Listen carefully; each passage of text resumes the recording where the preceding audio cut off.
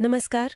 आज हम एक बहुत ही दिलचस्प पर थोड़ी पेचीदा चीज समझने की कोशिश कर रहे हैं, यूरेनियम संवर्धन या यूरेनियम एनरिचमेंट। नमस्कार। हाँ, ये विषय वाकई बहुत अहम है। हमारे पास कुछ स्रोत हैं जो इसके विज्ञान, इसके पीछे की कहानी और हाँ, इससे जुड़े कुछ मुश्किल नैतिक सवालों पर भी बात करते हैं। बिल्कुल। और हमारा काम है इन सब जानकारियों का निचोड़ आप तक पहुंचाना। तो चलिए शुरू करते हैं। हाँ। सबसे पहले ये यूरेनियम संवर्धन आखिर है क्या भला? देखिए, आसान भाषा में समझें तो कुदरत में जो यूरेनियम मिलता है ना, उसमें ज्यादातर होता है यूरेनियम 238, करीब 99.3%। अच्छा। और ये U238 आसानी से टूटता नहीं है। मतलब परमाणु ऊर्जा या हथियार के सीधे काम का नहीं है। तो फिर काम का क्या है? काम का है दूसरा आइसोटोप यूरेनियम 235।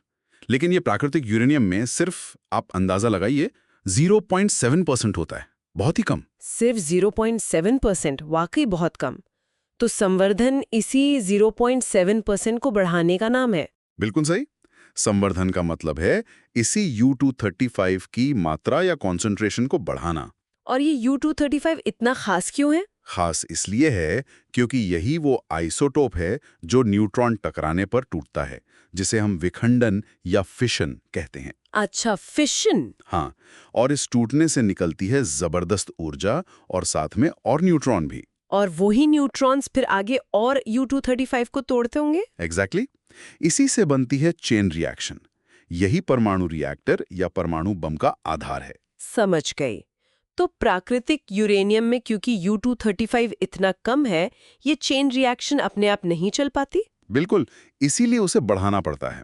जैसे परमाणु रिएक्टर के ईंधन के लिए इसे बढ़ाकर लगभग 3 से 5% तक ली जाते हैं। और हथियारों के लिए? हथियारों के लिए तो इसे बहुत ज्यादा, करीब 90% या उससे भी ज्यादा तक संवर्धित करना पड़ता है। बाप रे, 90%! अच्छा, तो ये किया कैसे जाता है? मतलब इन दोनों आइसोटोप्स को अलग कैसे करते हैं? है तो दोनों यूरेनियम ही। हाँ, ये मुश्किल काम है क्योंकि दोनों के वजन में फर्क बहुत मामूली सा होता है। एक पुरानी तकनीक थी गैस डिफ्यूजन। गैस डिफ्यूजन, वो कैसे काम करती थी? उसमें यूरेनियम को पहले गैस में बदलते थे, यूरेनियम हेक्साफ्लोराइड UF6। फिर इस गैस को बहुत बारीक झिल्लियों से गुजारते थे। हाँ। तो जो हल्का वाला U235 आइसोटोप था, वो थोड़ा सा, बस जरा सा तेजी से इन झिल्लियों से निकल जाता था। इसे बार बार दोहराना पड़ता था। सुनने में ही लग रहा है कि इसमें बहुत ऊर्जा लगती होगी। हाँ, बेहिसाब बिजली खर्च होती थी इसमें। इसीलिए आजकल ज्यादातर एक दूसरी, ज्यादा बेहतर तकनीक इस्तेमाल होती है, गैस सेंट्रीफ्यूज। सेंट्रीफ्यूज, जैसे वो लैब में होते हैं। हाँ, कुछ वैसा ही, पर बहुत बड़े और तेज। इसमें भी UF6 गैस को हजारों सेंट्रीफ्यूज मशीनों में बहुत तेज रफ्तार से घुमाया जाता है। अच्छा, घुमाने से क्या होता है? तेजी से घूमने की वजह से जो भारी वाला U238 है, वो बाहर की तरफ चला जाता है। और हल्का U235? वो बीच के पास जमा हो जाता है, फिर उसे अलग कर लेते हैं। ये तरीका पहले वाले से कहीं ज्यादा एफिशिएंट है, मतलब कम बिजली खाता है। ये तो कुछ कुछ वैसा हुआ जैसे दूध से क्रीम निकालते हैं मत कर, है ना? बस फर्क ये है कि ये एटॉमिक लेवल पर हो रहा है। हाँ, कह सकते हैं। एक और तकनीक का जिक्र भी मिलता है, लेजर संवर्धन। लेजर, वो क्या है? माना जाता है कि ये बहुत प्रभावी तरीका हो सकता है, शायद सबसे अच्छा। इसमें लेजर की मदद से सिर्फ U235 परमाणुओं को चुनकर उत्तेजित किया जाता है और फिर अलग कर लिया जाता है। पर आपने कहा माना जाता है। हाँ, क्योंकि इस तकनीक को बहुत गोपनीय रखा गया है। डर ये है कि अगर ये तकनीक फैली तो परमाणु हथियार बनाना बहुत आसान हो जाएगा। समझ गए। अच्छा, थोड़ा इतिहास पर नजर डालें। ये सब शुरू कहाँ से हुआ? इसकी जड़ें जाती हैं दूसरे विश्व युद्ध के मैनहट्टन प्रोजेक्ट तक। अमेरिका का वो गुप्त प्रोग्राम जिसका एक ही मकसद था, परमाणु बम बनाना। हाँ, ओक रिज टेनेसी में पहला बड़ा संवर्धन प्लांट लगा था, है ना? बिल्कुल। और दिलचस्प बात यह कि वहां काम करने वाले हजारों लोगों को पता ही नहीं था कि वो आखिर बना क्या रहे हैं। इतनी गोपनीयता थी। और हिरोशिमा पर जो बॉम्ब गिरा, लिटिल बॉय, उसमें इसी ओक रिज का संवर्धित यूरेनियम था। हाँ, और यहीं से इस तकनीक का वो दोहरा चरित्र सामने आता है जिसकी बात हमारे स्रोत करते हैं। एक तरफ तबाही, हिरोशिमा, नागासाकी, लाखों जाने गईं।